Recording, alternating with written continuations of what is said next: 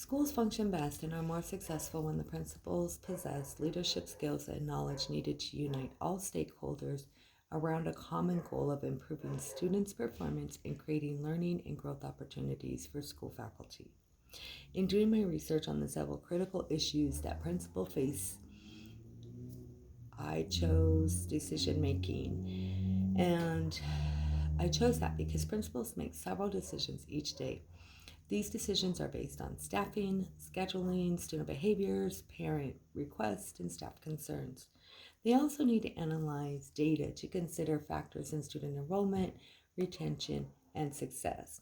This data should be shared with staff during collaborations to plan for the next steps of success for the school and for the students.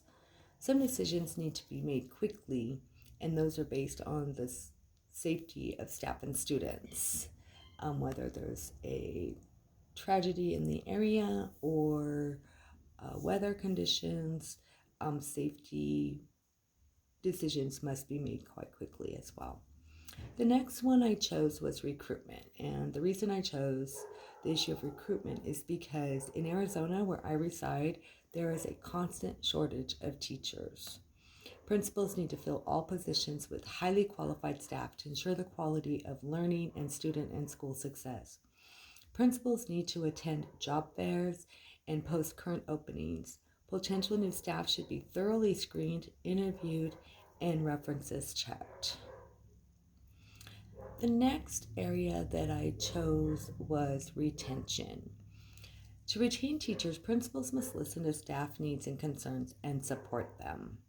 Professional development sessions based on areas where staff needs support and training is one way that principals can support staff. One idea of professional development sessions that I have actually participated in, conducted one on classroom management, is my old school used to do breakout sessions and a list of different areas that staff had concerns about wanted help with, and then they were 30-minute breakout sessions, and the staff could pick and choose whichever one that they wanted to go to. So that was a really good way and productive way and for staff to get professional development in the area of their need, rather than everybody sitting in a professional development that they may not need at that time. The next one I chose was retention. To retain teachers, principals must listen to staff needs and concerns and support them. I think that could make or break a new teacher's first year, whether or not they feel supported. The principal listens to the concerns and areas that they need assistance in. Professional development sessions, again, based on areas where staff needs support and training, is one way that principals can support the staff to show that, yes, I am aware that this is an area of concern, so let's get together, talk about it, and learn from it, and get people in, maybe from the community, from the district, to offer that support and training for those teachers in need of that area. The next area that I chose was behavior and discipline.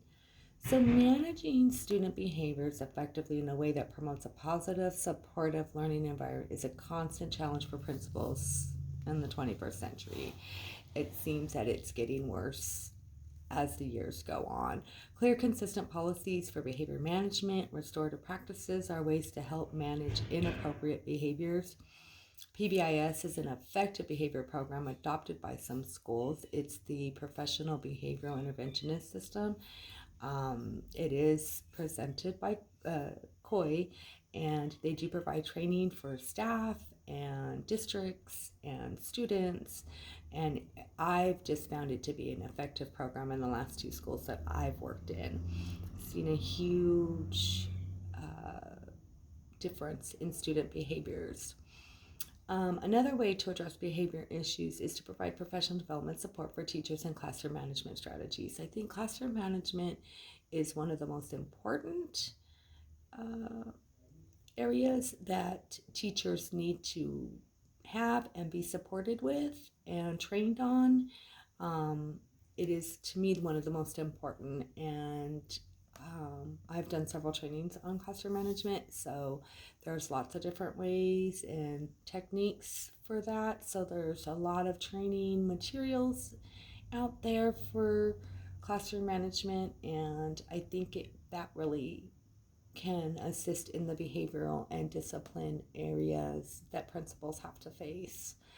Um, the last one I did was parent involvement. I think the lack of parent involvement is another critical area principals have to face in the 21st century. Parents nowadays believe that it's the school's responsibility to teach their child and they shouldn't have to be supportive. I think parents should take joint responsibility for the poor effort of their child or children. Creating family curriculum nights is one way to get parents involved in their child's education and support a school's mission and vision. Using multimedia apps can improve the communication between home and school, which I believe is very important.